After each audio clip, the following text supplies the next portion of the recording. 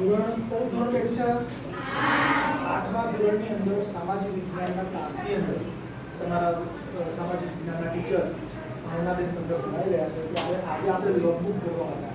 તમને થતું હશે નવી લાગતી હશે તમે સાહેબમાં જે બેન્ચીસમાં બેસી ગયા છે, બેન ભણાવે છે શું? તો બેટા આજે કશું છે નહીં.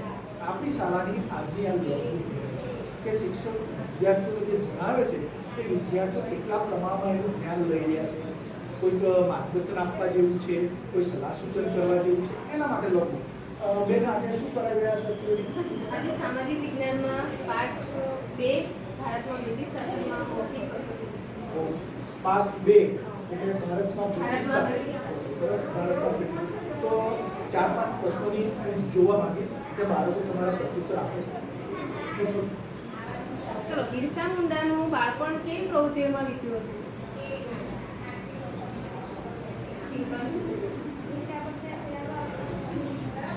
સરસ.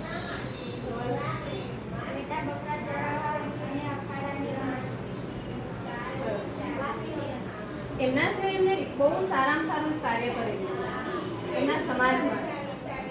કઈ એવી પ્રવૃત્તિઓ હતી કે જે એમને નહીં કરવી જોઈએ એના માટે એમને સમજાવવામાં આવ્યા?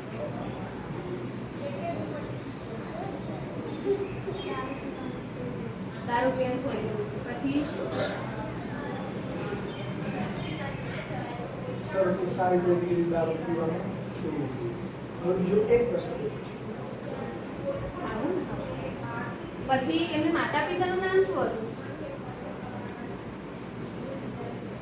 જતિકા?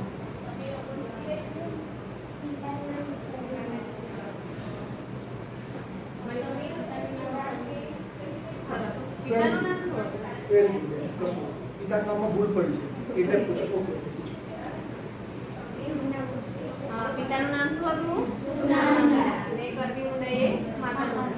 દીકરી પિતા ધીરે બોલી એટલે મને એવું લાગ્યું કે તું એ જ બોલી છે જે નામ છે તે, પણ તારા નામમાં ભૂલ તારા વિષય શિક્ષકને ખબર પડી.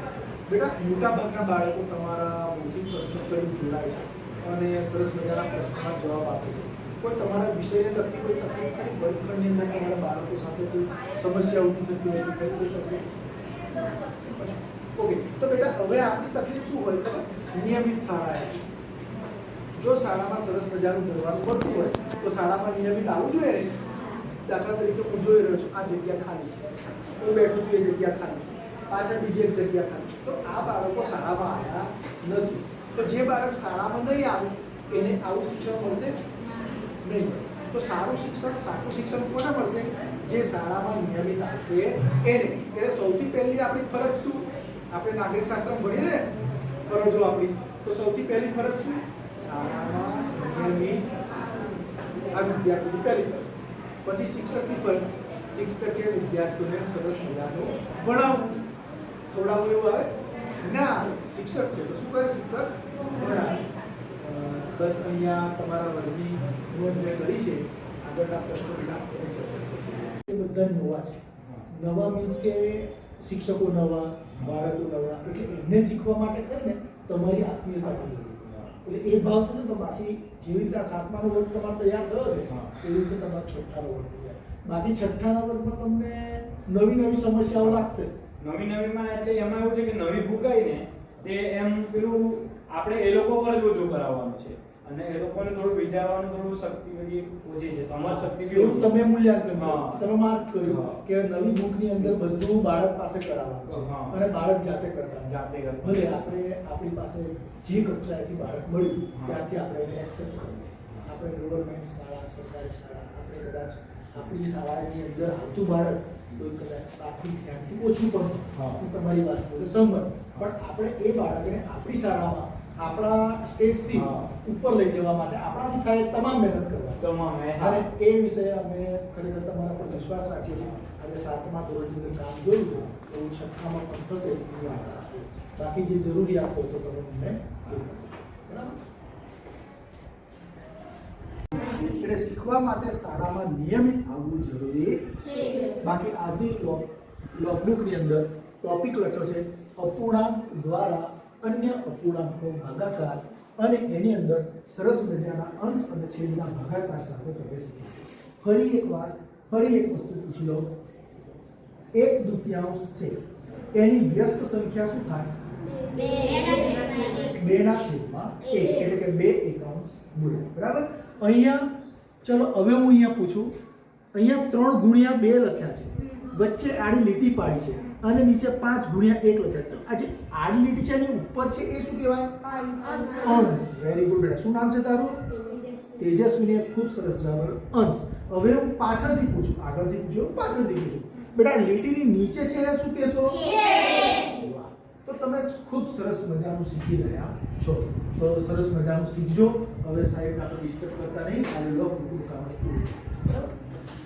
આજે આપણે ધોરણ 7 ની અંદર 5મા તાસની અંદર લોગબુક ભરવા માટે તમારા વર્ગમાં, તો તમને ભણવાની તકલીફ ના પડે અને તમારા શિક્ષક દ્વારા જે અભ્યાસક્રમ ચલાવતા હતા એમાં આપણે અપૂર્ણાંક દ્વારા અન્ય અપૂર્ણાંકનો ભાગ હતા. શું શીખ્યા છો તમે આજે?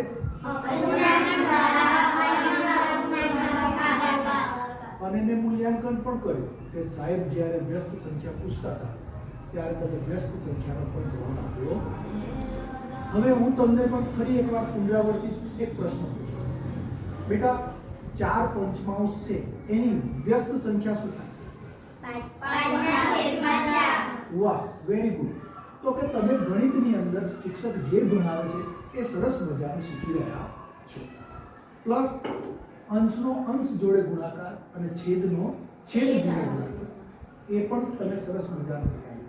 બેટા તમારા વર્ગની અંદર તમારા ધોરણના ગણિતના વિષય શિક્ષક દ્વારા સંતોષપૂર્વક, ખૂબ જ સંતોષપૂર્વક સરસ મજાનું ગણિતનું શિક્ષણ કાર્ય કરતા જોવા મળ્યા છે.